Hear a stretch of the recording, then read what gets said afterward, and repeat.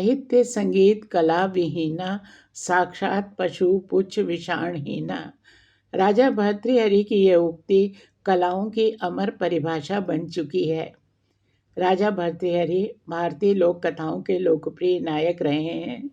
वे राजा गंधर्व सेन के बड़े पुत्र थे, जिन्हें इंद्र से उज्जैन का राज्य मिला था। भर्तृहरि और उनके भाई विक्रमादित्य के जीवन के बारे में काफ़ी जानकारी बैताल पचीसी की कहानियों में मिलती है। भर्तृहरि शतक त्रय के लेखक थे, नीति शतक, श्रृंगार शतक और वैराग्य शतक। जिन यशस्वी सम्राट विक्रमादित्य के नाम से विक्रम संवत चलता है, राजा भर्तृहरि उनके बड़े भाई और उज्जैनी के लोकप्रिय राजा थे, कवि थे। उनकी पत्नी पिंगला बहुत खूबसूरत थी। भर्तृहरि ने स्त्री के सौंदर्य और उसके बिना जीवन के सूनेपन पर 100 श्लोक लिखे, जो श्रृंगार शतक के नाम से मशहूर हैं।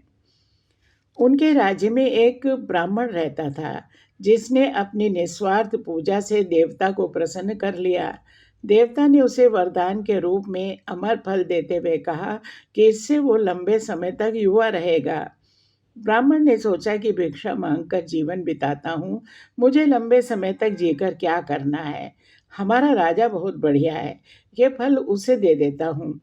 वो लंबे समय तक जिएगा तो प्रजा भी लंबे समय तक सुखी रहेगी। वो राजा के पास गया, सारी बात बताकर अमर फल उन्हें भेंट कर दिया। राजा भर्तृहरि फल पाकर बहुत खुश हुए। उन्होंने सोचा ये फल अपनी पत्नी को दे देता हूँ, वो ज़्यादा दिन युवा रहेगी, उसके साथ आनंद से जीवन व्यतीत होगा। अगर मैंने फल खाया तो वो मुझसे पहले समाप्त हो जाएगी, उसके वियोग में मैं भी जी नहीं सकूँगा। भर्तृहरि ने वो फल पिंगला को दे दिया। रानी नगर कोतवाल को प्यार करती थी, वो बहुत सुंदर और बातूनी था। अमर फल देते हुए रानी ने कहा, इसे खा लेना, अपनी लंबी उम्र में मुझे हमेशा खुश रखना। फल लेकर कोतवाल जब महल से बाहर आया तो सोचने लगा, रानी के साथ तो धन दौलत के लिए झूठ मूठ के प्रेम का नाटक करना पड़ रहा है, मैं अमर होकर क्या करूँगा। इसे अपनी दोस्त राज नर्तकी को दे देता हूँ, वो मुझे कितना चाहती है, कभी मेरी बात नहीं टालती, वो सदा युवा रहेगी तो सबको सुख देगी। कोतवाल ने अमर फल राज नर्तकी को दे दिया। कोतवाल के जाने के बाद राज नर्तकी ने सोचा, इस पाप भरे जीवन को लंबा जीकर मुझे क्या मिलेगा। हमारे राजा कितने अच्छे हैं, उन्हें लंबा जीवन जीना चाहिए। राज नर्तकी ने राजा से मिलने का समय लिया और अकेले में उस फल की महिमा सुनाकर उसे राजा को भेंट कर दिया। भर्तृहरि ने फल को पहचान लिया। जब पूरी बात उन्हें पता चली तो उन्हें वैराग्य हो गया। राजपाट छोड़कर जंगल में चले गए। वहाँ उन्होंने वैराग्य पर 100 श्लोक लिखे, जो वैराग्य शतक के नाम से मशहूर हैं। यही जीवन का असली सच है।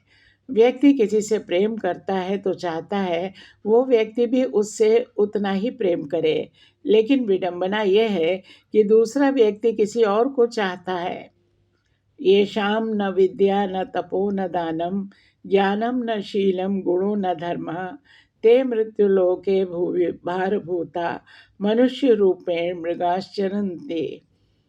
सच ये है कि संसार और उसके सभी प्राणी अपने आप में अधूरे हैं, सब में कुछ न कुछ कमी है। सिर्फ एक ईश्वर पूर्ण है, वो हर जीव से एक सा प्रेम करता है। इस सच को जब मनुष्य समझ लेता है तो उसके सारे दुख हवा हो जाते हैं और तब वे धरती पर सिर्फ एक बोझ नहीं रह जाते।